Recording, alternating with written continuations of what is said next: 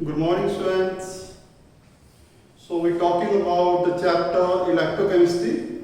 Electrochemistry के बारे में बात कर रहे थे, ठीक है। पीछे हमने टॉपिक किया था conductivity, molar conductivity, equivalent conductivity और उन पे न्यूमेरिकल्स हमने किए थे, ठीक है। Now we have the next topic of this chapter, कोल्डरोज लॉ, ठीक है। कोल्डरोज लॉ करने से पहले हमें करना पड़ेगा variation of molar conductivity of strong and weak electrolyte with change in concentration, ठीक है। और पीछे टॉपिक जो लास्ट लेक्चर था उसमें बात की थी, इलेक्ट्रोलाइट जो होते हैं उनकी कनेक्टिविटी किस पे डिपेंड करती है, एक तो नंबर ऑफ आयंस पे, दूसरा free motion of ion. Conductivity of an electrolyte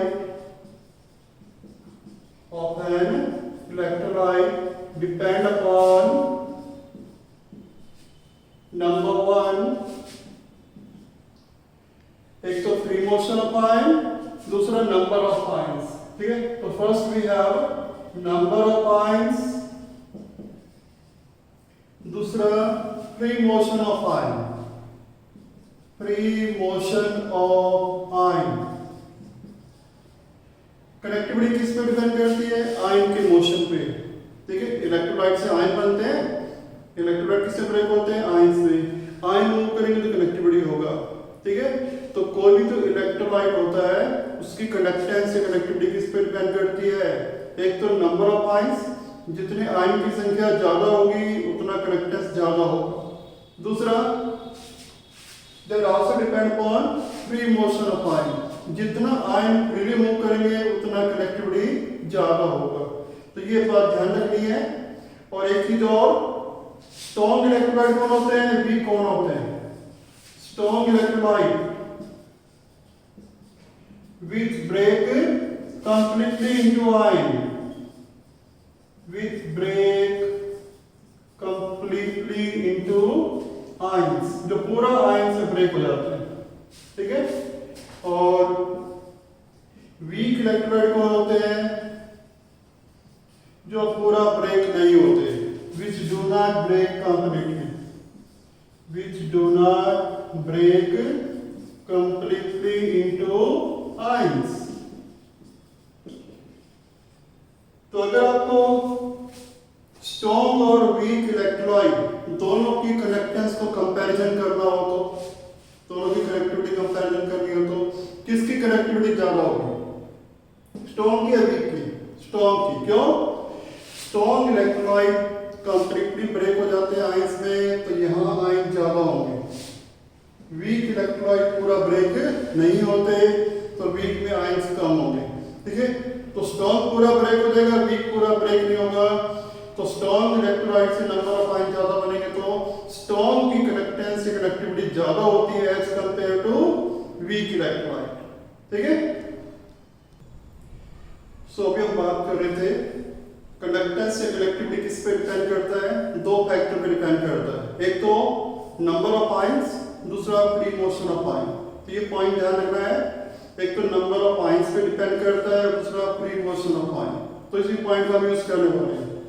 हमारे आर्टिकल का नाम क्या है, variation of molar connectivity of strong electrolyte with concentration, ठीक है।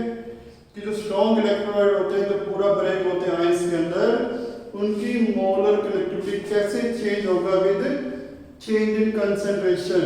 अगर कंसंट्रेशन कम ज्यादा कर दें तो मोलर कनेक्टिविटी में क्या फर्क पड़ेगा। डायग्राम को देखो, इधर कंसंट्रेशन बढ़ रही है, कंसंट्रेशन बढ़ाने से मोलर कनेक्टिविटी कम हो रहा है, ठीक है। और अगर हम कंसंट्रेशन कम करते हैं तो मोलर कनेक्टिविटी इंक्रीज हो रहा है। तो पहले हम यही बात करने वाले हैं कि कंसंट्रेशन कम करने से मोलर कनेक्टिविटी इंक्रीज क्यों हो रहा है, ठीक है। तो क्या लिखा हुआ है, when the dilution is done, dilution करने का अर्थ क्या है, पानी मिला रहे हैं, ठीक है। डाइल्यूशन करने का अर्थ क्या है, पानी मिला रहे हैं। तो पानी मिलाने से क्या हो रहा है, इलेक्ट्रोलाइट की कंसंट्रेशन कम हो रही है, क्योंकि आप जानते हो कंसंट्रेटेड सॉल्यूशन से डाइल्यूट कैसे बनता है, बाय एडिंग वाटर। तो सेम यहां पर है, जब डाइल्यूशन करेंगे, डाइल्यूशन करने का अर्थ क्या है, पानी मिला रहे हैं, पानी मिलाने से क्या होगा, कंसंट्रेशन इलेक्ट्रोलाइट की कम हो जाएगी, ठीक है। तो डाइल्यूशन करने का अर्थ क्या है, कंसंट्रेशन इलेक्ट्रोलाइट की कम हो रही है। कंसंट्रेशन कम होने से मोलर कनेक्टिविटी स्ट्रॉन्ग इलेक्ट्रोलाइट की इंक्रीज हो रही है, ठीक है। तो कंसंट्रेशन कम करने से मोलर कनेक्टिविटी स्ट्रॉन्ग इलेक्ट्रोलाइट की इंक्रीज हो रही है। तो ये इंक्रीज क्यों हुई, क्या आयन की संख्या बढ़ने से हुई या फ्री मोशन ऑफ आयन से या दोनों से? तो ये जो मोलर कनेक्टिविटी इंक्रीज हुआ है किस कारण इंक्रीज हुआ है, due to increase in free motion of ion. क्यों, जितना पानी मिलाते जाओगे आयन के बीच दूरी बढ़ती जाएगी, दूरी बढ़ती जाएगी तो उनका फ्री मोशन बढ़ेगा, ठीक है। फ्री मोशन बढ़ेगा तो, क्योंकि फ्री मोशन क्यों बढ़ेगा, जैसे पानी मिलाओगे दूरी बढ़ेगी, आयन के बीच में इंटर आयनिक अट्रैक्शन कम हो जाएंगी, आयन फ्रीली मूव करेंगे, जितना आयन फ्रीली मूव करेंगे उतना कनेक्टिविटी इंक्रीज होगा, ठीक है। सो कंसंट्रेशन डाइल्यूशन करने का अर्थ क्या है, कंसंट्रेशन कम कर रहे हैं, कंसंट्रेशन कम करने से मोलर कनेक्टिविटी इंक्रीज हो रही है। तो ये इंक्रीज किस कारण इंक्रीज हुआ, due to increase in free motion of ion, ठीक है। And this is not due to, this increase is not due to increase in number of ions। ये आयन की संख्या बढ़ने से नहीं हुआ, क्यों, स्ट्रॉन्ग इलेक्ट्रोलाइट पहले पूरा ब्रेक होते हैं आयंस में, डाइल्यूशन करने से आयन की संख्या पे कोई फर्क नहीं पड़ेगा, आयन उतने के उतने रहेंगे, ठीक है। तो ये जो मोलर कनेक्टिविटी इंक्रीज हुआ है किस कारण इंक्रीज हुआ, this is due to increase in free motion of ion, this is not due to increase in number of ion. Ion की संख्या बढ़ने से नहीं हुआ, आयन तो उतने के उतने ही रहेंगे, ठीक है। जब डाइल्यूशन करें, दूसरी बात, अगर हम इनफाइनाइट डाइल्यूशन करते हैं तो इनफाइनाइट डाइल्यूशन में बहुत अधिक पानी मिला दे, सॉल्वेंट मिला दे तो क्या होगा, कंसंट्रेशन इलेक्ट्रोलाइट की ऑलमोस्ट क्या हो जाएगी, जीरो, ठीक है। तो डाइल्यूशन करने से कंसंट्रेशन कम हो रही है, और अगर हम इनफाइनाइट डाइल्यूशन करेंगे तो कंसंट्रेशन ऑफ इलेक्ट्रोलाइट ऑलमोस्ट क्या हो जाएगा, जीरो, ठीक है, ऑलमोस्ट जीरो हो जाएगा। तो मोलर कनेक्टिविटी की वैल्यू मैक्सिमम हो जाएगी, हमने ये एक्स्ट्रा प्लॉट करा है, तो मोलर कनेक्टिविटी की वैल्यू मैक्सिमम हो जाएगी, और इस मैक्सिमम वैल्यू को हम क्या कहते हैं, limiting molar connectivity, which is shown by lambda m not या लैम्डा m इंफिनिटी। सो इनफाइनाइट डाइल्यूशन पे क्या होता है, मोलर कनेक्टिविटी की वैल्यू मैक्सिमम पहुंच जाती है, और इस मैक्सिमम वैल्यू को हम क्या कहते हैं, लिमिटिंग मोलर कनेक्टिविटी, ठीक है, या मोलर कनेक्टिविटी है इनफाइनाइट डाइल्यूशन।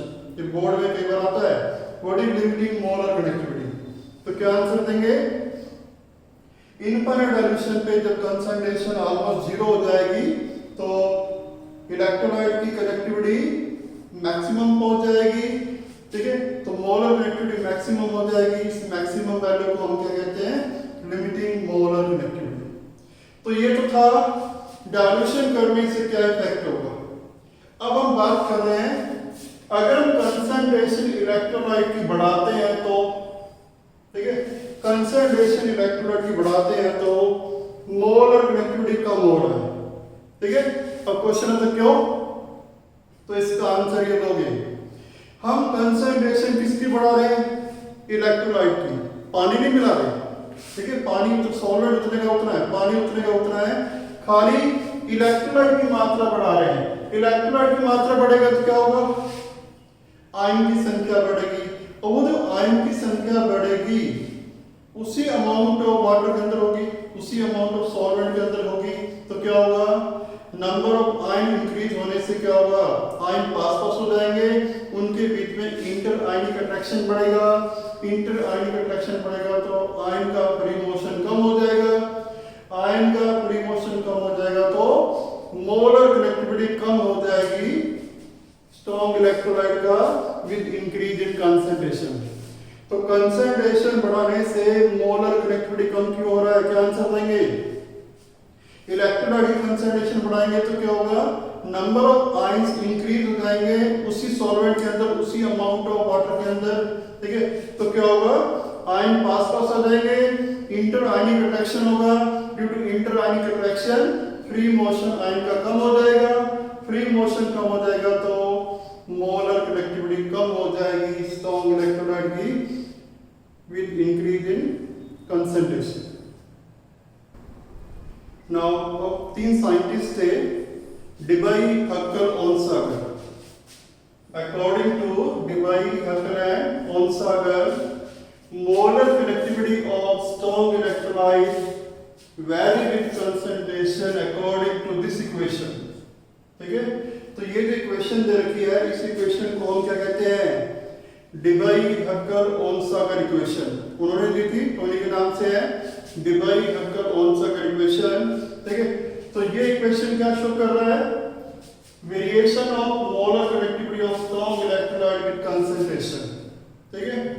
नाउ अभी हमने बात की थी इनफाइनाइट डाइल्यूशन पे क्या होता है, कंसंट्रेशन इलेक्ट्रोलाइट का अप्रोच इज 0, ठीक है।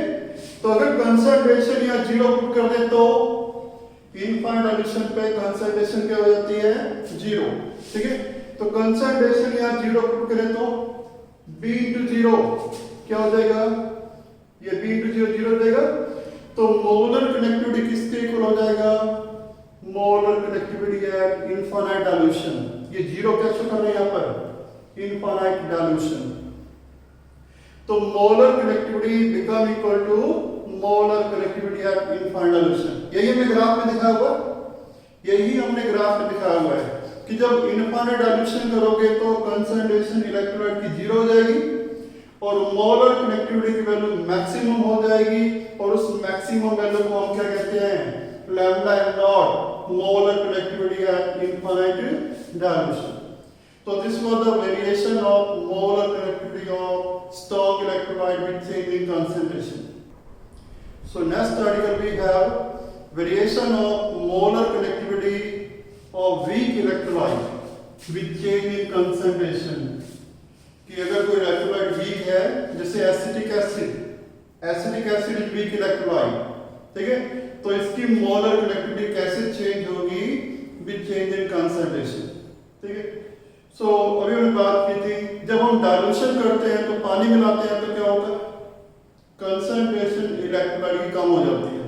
तो वही यहाँ पर है, अगर हम कंसंट्रेशन कम कर रहे हैं, कंसंट्रेशन अगर हम कम करते हैं तो मोलर कनेक्टिविटी वीक इलेक्ट्रोलाइट की it show a large increase. Strong के मुकाबले मोलर कनेक्टिविटी वीक इलेक्ट्रोलाइट की ज्यादा इंक्रीज हो रही है ऑन डाइल्यूशन। अब क्वेश्चन है तो why is so, why is showing a large increase, ठीक है। तो इसका आंसर ही दोगे, वीक इलेक्ट्रोलाइट जो होते हैं पूरा ब्रेक नहीं होते, वीक इलेक्ट्रोलाइट जो है पूरा ब्रेक नहीं है आयंस में। तो जैसे हम पानी मिलाएंगे, जैसे हम डाइल्यूशन करेंगे, वो वीक इलेक्ट्रोलाइट आयन में ब्रेक होना शुरू हो जाएगा, आयन की संख्या बढ़ेगी, आयन की संख्या बढ़ेगी तो मोलर कनेक्टिविटी बढ़ेगी। दूसरा, जितना डाइल्यूशन करते जा रहे हैं, पानी मिलाते जा रहे हैं, फ्री मोशन ऑफ आयन बढ़ रहा, क्यों, जितना पानी मिलाते जाओगे आयन के बीच दूरी बढ़ती जाएगी, फ्री मोशन बढ़ेगा, तो अगेन कंडक्टेंस इंक्रीज होगा। तो वीक इलेक्ट्रोलाइट की मोलर कनेक्टिविटी लार्ज इंक्रीज की शो करता है, ठीक है। तो क्या आंसर दोगे, ये जो लार्ज इंक्रीज हुआ है, this is not only due to increase in number of ions, ये खाली आयन की संख्या बढ़ने से नहीं होता, ठीक है। It is also due to increase in free motion of ion, ठीक है। तो दोनों काम होंगे यहाँ पर, आयन की संख्या भी बढ़ेगी, फ्री मोशन भी बढ़ेगा। आयन की संख्या क्यों बढ़ेगी, क्योंकि इलेक्ट्रोलाइट कौन सा है, वीक है, वीक इलेक्ट्रोलाइट है, आयन में ब्रेक होना शुरू हो जाएगा, तो एक तो आयन की संख्या बढ़ेगी, दूसरा जितना पानी मिलाते जाएंगे फ्री मोशन भी इंक्रीज होगा। तो दोनों काम होंगे, आयन की संख्या भी बढ़ रही है, फ्री मोशन भी बढ़ रहा है, therefore molar connectivity of weak electrolyte show large increase, ठीक है। तो ये तो क्वेश्चन का पहला पार्ट था कि डाइल्यूशन करने से, डाइल्यूशन करने का अर्थ क्या है, कंसंट्रेशन हम कम कर रहे हैं, ठीक है। तो कंसंट्रेशन कम करने से मोलर कंडक्टिविटी वीक इलेक्ट्रोलाइट की शो लार्ज इंक्रीज। तो ये लार्ज इंक्रीज क्यों हुआ? This is due to increase in number of ions because of dissociation of weak electrolyte and also due to increase in free motion of ion or dilution। ठीक है। और अगर हम dilution infinite कर दे तो infinite dilution में क्या होता है? कंसंट्रेशन ऑलमोस्ट क्या हो जाती है? जीरो। ठीक है। तो अगर हम इनफाइनाइट डाइल्यूशन कर दे तो कंसंट्रेशन ऑलमोस्ट जीरो हो जाए तो मोलर कंडक्टिविटी की वैल्यू यहाँ पर मैक्सिमम नहीं हो सकती, क्योंकि वीक इलेक्ट्रोलाइट जो है चाहे स्ट्रॉन्ग के मुकाबले कम ब्रेक होते हैं। ठीक है। सो इनफाइनाइट डाइल्यूशन करने पे यहाँ पर मोलर कंडक्टिविटी की वैल्यू हम फाइंड नहीं कर पाते। क्यों? ग्राफ आपका पैरेलल जा रहा है।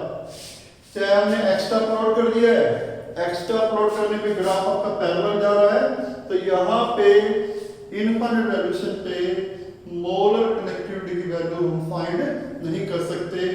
ठीक है। कब और ये कब फाइंड कर सकते हैं? एक अभी आप लॉ पढ़ेंगे, Kohlrausch law. Kohlrausch law help करता है to find molar conductivity of weak electrolyte at infinite dilution. अब हम बात करते हैं अगर हम कंसंट्रेशन इलेक्ट्रोलाइट की इंक्रीज कर दे तो, जैसे अभी हमने स्ट्रॉन्ग में किया था। ठीक है। अब डाइल्यूशन नहीं कर रहे, पानी नहीं मिला रहे, क्या कर रहे हैं हम? इलेक्ट्रोलाइट की कंसंट्रेशन बढ़ा रहे हैं। ठीक है। तो इलेक्ट्रोलाइट कंसंट्रेशन बढ़ाएंगे तो आयन बढ़ेंगे। ठीक है। क्योंकि जितना इलेक्ट्रोलाइट ज्यादा होगा उतने आयन ज्यादा होंगे।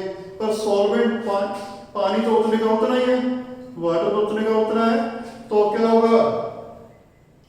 कंसंट्रेशन बढ़ाने से नंबर ऑफ आयंस इंक्रीज हो जाएंगे in a definite amount of water solvent. तो नंबर ऑफ आयंस बढ़ेंगे तो क्लोज भी होंगे, उनके बीच में इंटर आयनिक अट्रैक्शन बढ़ेगा। इंटर आयनिक अट्रैक्शन बढ़ेगा तो फ्री मोशन कम हो जाएगा। फ्री मोशन कम हो जाएगा तो मोलर कंडक्टिविटी कम हो जाएगी। ठीक है। तो कंसंट्रेशन बढ़ाने से मोलर कंडक्टिविटी कम हो जाती है वीक इलेक्ट्रोलाइट की, लाइक स्ट्रॉन्ग की भी कम होती है, वीक की भी कम हो जाती है। Now we talk about Kohlrausch law. Next एक लॉ दे रखा है, कोलरोस लॉ। कोलरोस लॉ क्या कहता है? अभी हमने बात की थी कि कोई भी इलेक्ट्रोलाइट है, ठीक है, कोई भी इलेक्ट्रोलाइट है, उसकी कंडक्टेंस या मोलर कंडक्टिविटी किस पे डिपेंड करता है? आयंस पे। ठीक है। क्योंकि जो आयंस है वो मूव करते हैं, आयंस मूव करेंगे तो उनकी थोड़ी कंडक्टिविटी होगा। ठीक है। तो मोलर कंडक्टिविटी इलेक्ट्रोलाइट की किस पे डिपेंड करती है? आयन के मूवमेंट पे डिपेंड करती है। It depends on movement of ions. ठीक है। अब कोलरोस लॉ क्या कहता है? इसकी दो स्टेटमेंट है। ठीक है। पहले हम ये वाली स्टेटमेंट ले रहे हैं। ये स्टेटमेंट क्या कहता है? At infinite dilution, infinite dilution पे क्या होता है? जब इलेक्ट्रोलाइट ब्रेक हो जाता है आयंस में, तो जितने भी आयंस बनेंगे, चाहे वो कैटायन बने या अनायन बने, हर एक आयन कुछ ना कुछ मोलर कंडक्टिविटी को इंक्रीज करेगा irrespective of nature of other ion. Irrespective of nature of other ion का अर्थ क्या है? दूसरे आयन की नेचर पे डिपेंड ना करते हुए each ion will increase the molar conductivity. क्यों? क्योंकि डाइल्यूशन करने से क्या होता है? आयन के बीच दूरी बढ़ती है। इनफाइनाइट डाइल्यूशन पे क्या होगा? इनफाइनाइट डाइल्यूशन पे क्या होगा? आयन के बीच मैक्सिमम दूरी होगी। आयन के बीच मैक्सिमम दूरी होगी तो उनके बीच में इंटर आयनिक अट्रैक्शन नहीं होगी। इंटर आयनिक अट्रैक्शन नहीं होगी तो प्रत्येक आयन कुछ ना कुछ कनेक्टिविटी को इंक्रीज करेगा, चाहे वो कैटायन हो या अनायन है। तो यही हमने लिखा हुआ है, at infinite dilution each ion will make its definite contribution to increase the total molar conductivity of the electrolyte irrespective of nature of other ion of the electrolyte। तो दूसरे आयन की नेचर पे डिपेंड ना करते हुए प्रत्येक ion, चाहे वो कैटायन है या अनायन है, that will increase the total molar conductivity of the electrolyte। ये तो पहली स्टेटमेंट है। इसी स्टेटमेंट को हम ऐसे भी लिख सकते हैं, दोनों का मीनिंग सेम है। यहां पर देखो, यहां पर क्या लिखा हुआ है? Molar conductivity of an electrolyte at infinite dilution. Infinite dilution पे मोलर कंडक्टिविटी किसके इक्वल होता है? it is equal to the sum of the limiting ionic connectivity of cation and limiting ionic connectivity of anion. With each ion multiplied with number of such ion, with each multiplied by number of such ion present in one formula unit of the electrolyte. दोबारा सुन लो, ये statement क्या कहती है? At infant solution, molar connectivity of an electrolyte is the sum of ionic connectivity of cation and ionic connectivity of anion. ठीक है? With each multiplied by the number of such ions present in the one formula unit of the electrolyte. तो किसी भी electrolyte के one formula unit से जितने भी cations और आयंस बनेंगे उनकी आयनिक कनेक्टिविटी के सम किसके इक्वल होता है? Molar connectivity. ठीक है? तो molar connectivity of electrolyte at infinite dilution is equal to the sum of the limiting ionic connectivity of cation and anion with each multiplied by number of such ion. So अब हम बात करते हैं कोलरोस law की इस statement के बारे में, क्योंकि ये जो स्टेटमेंट है ये न्यूमेरिकल में यूज होगी. This statement is going to be used in numericals. तो ये बात ध्यान रखनी है कि किसी भी इलेक्ट्रोलाइट की मोलर कनेक्टिविटी इनफाइनाइट डाइल्यूशन में किसके इक्वल होती है? Sum of ionic connectivity of cation and ionic connectivity of anion with each multiplied by number of such ions. ठीक है? तो इस स्टेटमेंट को हम यूज करने वाले हैं मैथमेटिकली.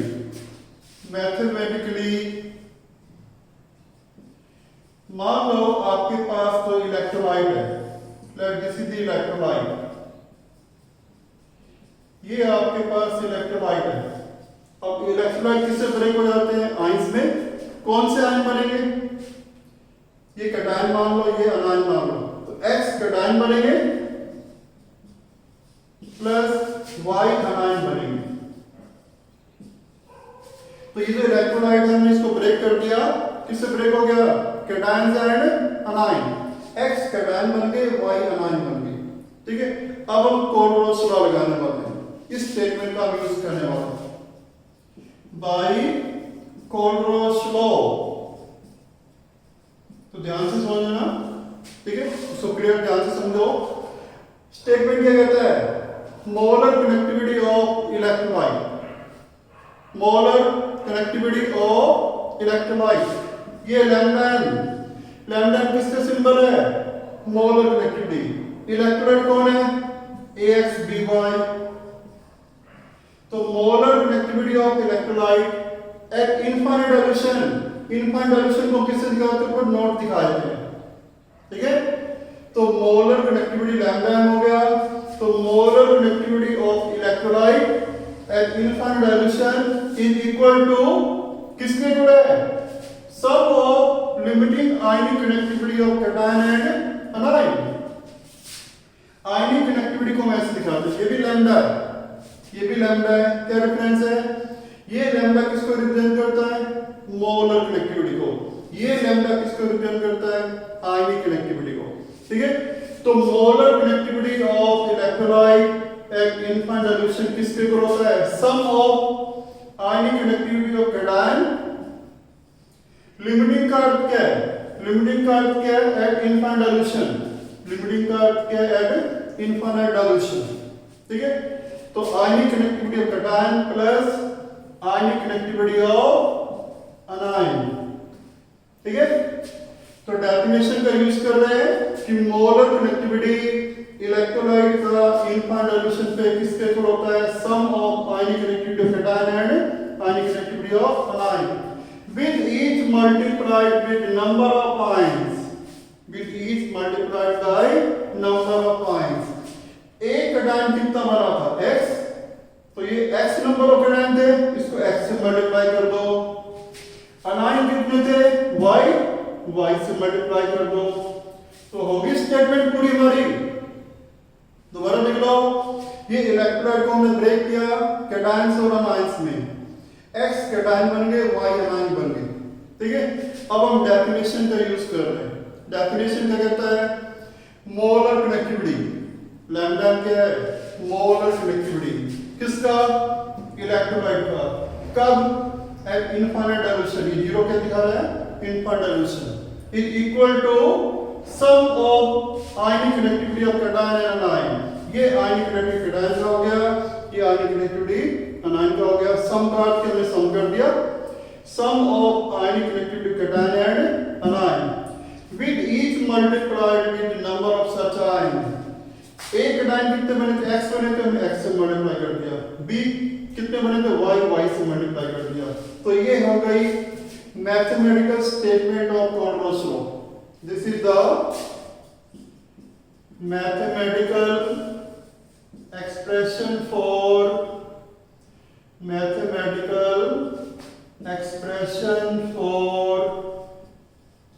कोलरोस लॉ। तो कोलरोस लॉ की हमने मैथमेटिकल एक्सप्रेशन लिख दिया।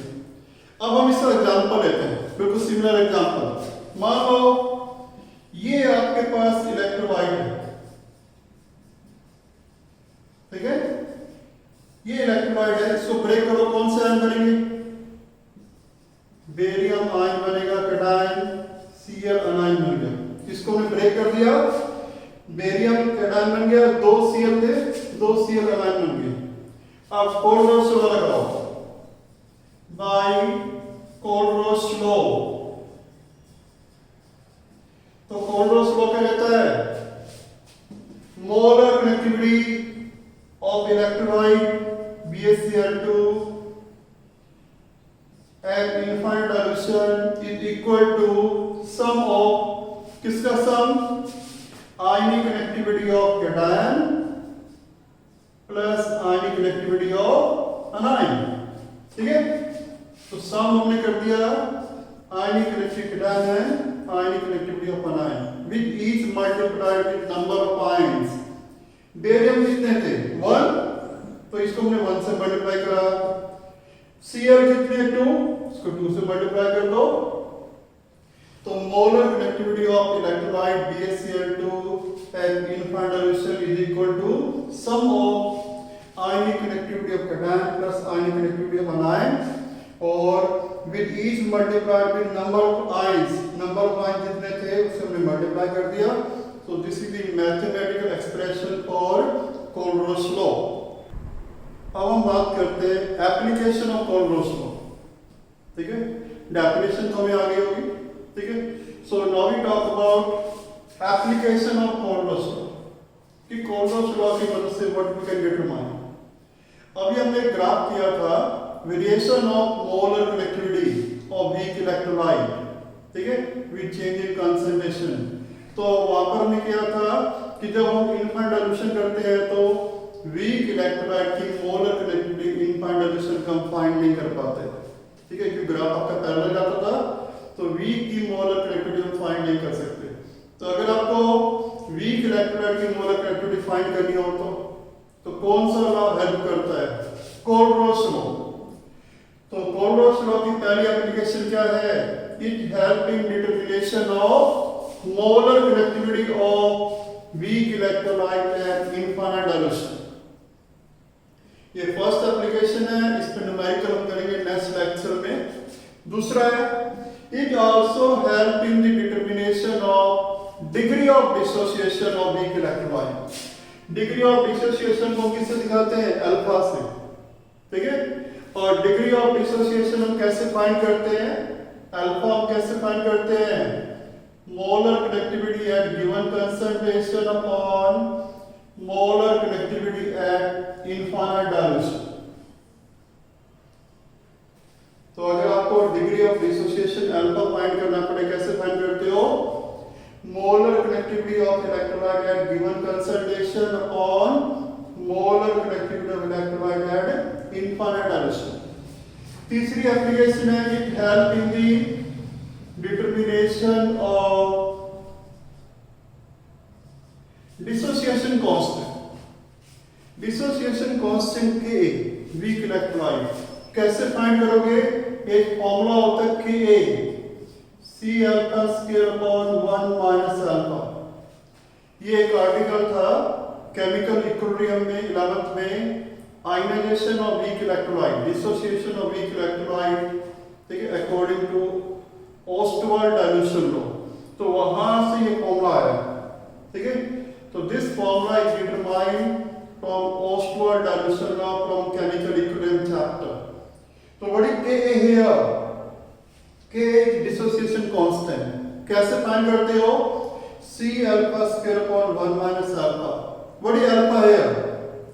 Alpha is the degree of dissociation. कैसे फाइंड करोगे? Molar conductivity of electrolyte at given concentration upon molar conductivity of electrolyte at infinite dilution. And what is C here? Concentration. ठीक है? C यहाँ पर क्या है? Molar concentration. मोलर कंसंट्रेशन का अर्थ क्या है? मोलरिटी, ठीक है। मोलरिटी दर की होगी MOLAR, मोलर वर्ड कहां से आता है? मोलरिटी से, ठीक है। तो ये मोलरिटी दर की होगी, कंसंट्रेशन दर की होगी, और अल्फा यहाँ पे क्या है? Degree of dissociation.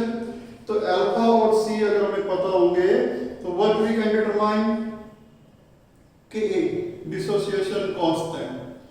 So these are the three application of Colburn's law. First, Colburn's law help in finding the molar conductivity of weak electrolyte. Second, it help in finding the degree of dissociation, alpha.